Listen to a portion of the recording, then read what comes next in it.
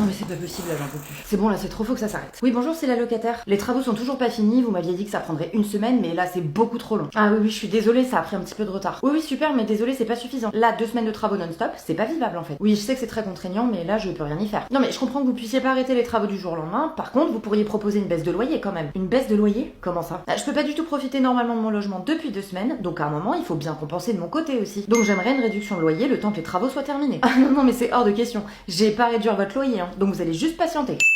Si ton propriétaire réalise des travaux dans ton logement mais que ça ne dure pas longtemps, par exemple 1 ou 2 semaines, il n'a pas à réduire ton loyer. Par contre, écoutez, là ça fait 3 semaines que ça dure, c'est plus possible. Donc c'est bon, là j'exige une réduction du loyer. Non mais écoutez, ça sert à rien d'assister, ça n'a pas fonctionné la dernière fois, ça n'a pas fonctionné maintenant. Ça ne marche pas comme ça, on ne réduit pas un loyer parce que des travaux durent longtemps. Si les travaux durent plus de 21 jours, le propriétaire doit accorder une baisse de loyer. Et ça c'est pas une option pour le propriétaire, c'est une obligation. Donc il ne peut pas te refuser cette réduction de loyer si tu lui en fais la demande. Sachant que cette baisse de loyer sera calculée en fonction de la durée des réparations et de la partie du logement que tu n'auras pas pu utiliser à cause des travaux. Comme d'habitude, je vous mets les sources et des informations complémentaires en description. Et pour mieux te protéger et ne plus te faire avoir juridiquement, abonne-toi pour mieux défendre tes droits. Maintenant que je suis majeure, j'aimerais bien recevoir la pension alimentaire directement. Ah ok, pourquoi? Bah comme je vis plus à la maison, ce sera quand même beaucoup plus simple que je l'ai directement. Comme ça je paye mes courses, mon loyer, etc. Enfin je te demande plus de sous quoi. Ah oui, je comprends, mais ça va pas être possible. Bah pourquoi? Elle est versée pour moi, non? Oui, elle est pour toi, mais c'est obligatoirement moi qui dois la recevoir. On peut pas demander à ce que tu la reçoives toi. Si tu es majeur, tu peux recevoir directement la pension alimentaire. Mais il faut que 3 conditions soient remplies. Il faut que tu sois indépendant, donc partie du foyer familial par exemple pour tes études, que tu ne sois toujours pas autonome financièrement, et que ce soit plus pratique que ce soit toi qui gères directement cet argent. Par exemple, si tu fais tes études dans une ville différente et que tu t'occupes toi-même de tes dépenses, dans ce cas-là c'est plus pratique que tu reçoives l'argent directement, parce que ça t'évite de demander tous les 4 matins de l'argent à ton parent qui reçoit la pension alimentaire. Pour que la pension alimentaire te soit versée directement à ta majorité, il faut que ce soit prévu dans la décision ou la convention parentale. Mais si jamais il n'y a rien de prévu dans ces documents, c'est quand même possible de demander à ce que tu reçoives la pension alimentaire directement, soit en totalité, soit en partie. Bonjour, je suis majeure et j'aimerais bien recevoir directement la pension alimentaire maintenant. Alors vous pouvez pas faire la demande vous-même. Comment ça? C'est vos parents qui doivent faire la demande, pas vous. Pour que la pension alimentaire te soit versée directement, il faut que ce soit l'un ou l'autre de tes parents qui en fasse la demande. S'ils sont tous les deux d'accord, ils peuvent le prévoir dans un écrit. Il faudrait juste que cet écrit soit validé par le juge aux affaires familiales. Mais s'ils ne sont pas d'accord tous les deux pour que la pension alimentaire te soit versée directement, le parent qui veut que tu la reçoives peut saisir le juge aux affaires familiales tout seul et en faire la demande. Pour plus d'informations sur ce qui est légal ou pas, abonne-toi pour mieux comprendre le droit. Ouais, c'est bon, je viens d'arriver chez moi là. Bonsoir. Attends, je te rappelle, il y a mon propriétaire dans mon salon. Mais qu'est-ce que vous faites chez moi? Chez vous? Non mais déjà, je vous rappelle que c'est chez moi. Je voulais juste vérifier que tout était en bon état, que vous preniez bien soin du logement. Non mais sérieusement, comment vous êtes rentré? Bah avec mon double des clés. Mais comment ça, le double? À quelle heure vous avez les clés de chez moi? Bah parce que c'est chez moi. Vous avez un peu de mal à comprendre le principe visiblement. Non, mais peu importe, là c'est du délire sérieux. Vous n'avez pas le droit d'avoir un double et de rentrer chez moi comme ça. Bien sûr que si, je suis le propriétaire. Encore heureux que j'ai le droit de vérifier quand je veux si tout va bien dans mon logement. Ton propriétaire a totalement le droit de garder un double des clés du logement que tu loues. Par contre, c'est complètement interdit pour lui d'entrer dans le logement sans ton accord. Et s'il le fait, tu pourras porter plainte pour violation de domicile et ton propriétaire risque une peine de 1 an de prison et 15 000 € d'amende. Mais si ça te dérange vraiment que ton propriétaire a un double des clés, voici ce que tu peux faire. Non mais écoutez, je suis pas du tout à l'aise avec le fait que vous ayez un double des clés, donc je vous préviens, je vais faire changer la serrure. Pardon? Non mais c'est hors de question. Je vous interdis de changer la serrure. Non mais alors là, c'est pas quelque chose que vous pouvez m'interdire en fait. J'ai totalement le droit de changer les serrures du logement que je loue, donc je vous préviens, je vais le faire.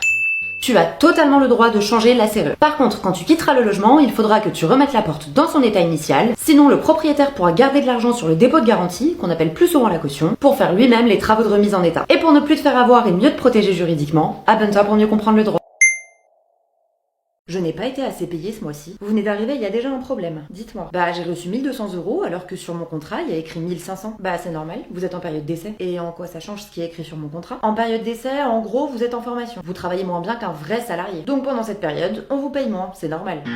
Pendant ta période d'essai, ton contrat de travail s'applique quand même. Il n'est pas mis en stand-by, en pause, jusqu'à ce que la période d'essai soit validée. Donc si tu as été embauché à un certain salaire et que ce salaire est précisé dans ton contrat de travail, ce qui est le cas dans 99% des cas, c'est ce salaire que tu dois toucher, même pendant ta période d'essai. Je viens me rendre compte que j'avais 6 mois de période d'essai. Oui, et alors? Bah c'est pas légal. Comment ça c'est pas légal? On m'a dit qu'il y avait des durées maximales pour les périodes d'essai et que 6 mois c'était trop long. Non, vous n'avez pas du tout compris. Quand le salarié est d'accord avec la durée, on peut aller au-delà des périodes qui sont prévues par le code du travail. Donc comme vous avez signé votre contrat qui prévoit 6 mois de période d'essai, vous l'avez accepté. Donc c'est légal. Le droit prévoit des durées maximales de période d'essai en fonction de ta qualification. En CDI, c'est 2 mois pour les ouvriers et les employés, 3 mois pour les agents de maîtrise et les techniciens et 4 mois pour les cadres. Et ton contrat contrat de travail ne peut pas prévoir une durée plus longue que ces périodes. Donc une période d'essai de 6 mois, c'est illégal. Par contre, on peut te renouveler ta période d'essai. Et là, avec le renouvellement, la durée totale pourrait être de 6 mois pour les techniciens par exemple. Les durées maximales sont différentes pour les CDD, je vous mets plein de détails en description. Et pour plus d'informations sur ce qui est légal ou pas, abonne-toi pour mieux comprendre le droit. On m'a volé des affaires dans la chambre. Quand ça? Hier soir? Là, il manque pour quasiment 2000 € d'affaires. Bah écoutez, nous on n'a rien vu. Oui, j'imagine que sinon vous m'auriez prévenu. Mais là du coup, je venais surtout pour me faire rembourser. Vous faire rembourser quoi? Bah ce qu'on m'a volé. C'était dans votre hôtel et vous êtes censé garantir la sécurité de mes affaires, non? Ah non madame, je suis désolée mais ça marche pas comme ça. C'est écrit ici. Mais attendez, c'est pas normal. Vous êtes obligé de me rembourser si je me fais voler dans votre hôtel quand même. Donc votre panneau là, il est pas légal, hein? Quand tu es dans un hôtel, l'établissement est responsable des affaires que tu y laisses. Et même s'il y a un panneau « L'établissement décline toute responsabilité en cas de vol », l'hôtel est quand même responsable. Ça, c'est parce que la responsabilité de l'hôtelier, elle est d'ordre public. Ce qui veut dire qu'elle s'applique dans tous les cas. On peut pas l'exclure par un règlement ou par un contrat. Donc, si ça t'arrive, l'hôtel doit te rembourser à hauteur de combien? Si tu remets tes affaires directement à l'hôtelier, sa responsabilité est illimitée. Donc, si on lui vole tes affaires ou s'il les perd, il doit tout te rembourser. Deuxième cas, si les affaires étaient dans ta chambre, sa responsabilité est limitée à 100 fois le prix d'une nuit. Et ça, peu importe le nombre d'objets volés. Écoutez, je viens de regarder les caméras et vous aviez mal fermé la porte de votre chambre, donc on ne va pas vous rembourser.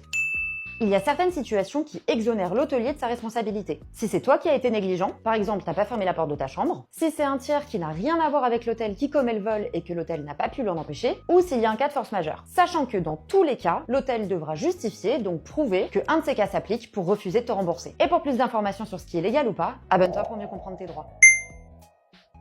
Écoute, je veux divorcer. Je veux rien garder, vraiment, je te laisse absolument tout. Juste, je pars avec le chat. Non, non, c'est mort. Et comment ça, c'est mort? Il était à moi avant qu'on se marie, donc je le garde, c'est logique. Bah non, on s'est mariés, donc ça veut dire que tout ce qui est à toi est à moi. Non mais on n'a pas signé de contrat de mariage, donc le chat reste à moi après le divorce. Le contrat de mariage, ça change rien. Le chat est autant à toi qu'à moi, donc je le garde.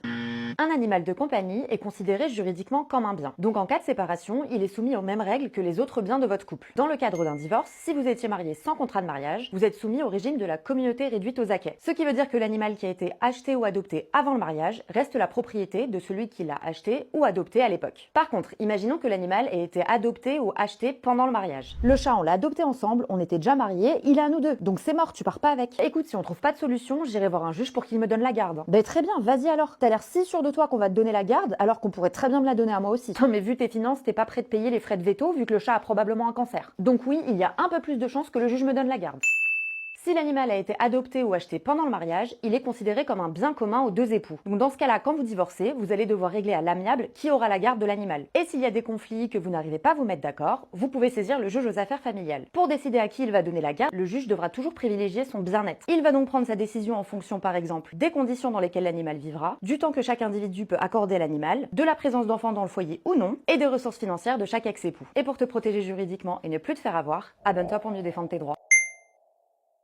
Je suis désolée, mais on va devoir modifier votre salaire. Ah, j'ai enfin mon augmentation? Ah non, c'est plutôt l'inverse, on va devoir baisser votre salaire. Pardon, on a des problèmes de trésorerie, donc... Mais attendez, vous avez pas le droit. Ah bah si, quand une entreprise est en difficulté, encore heureux qu'on a le droit de baisser les salaires pour survivre.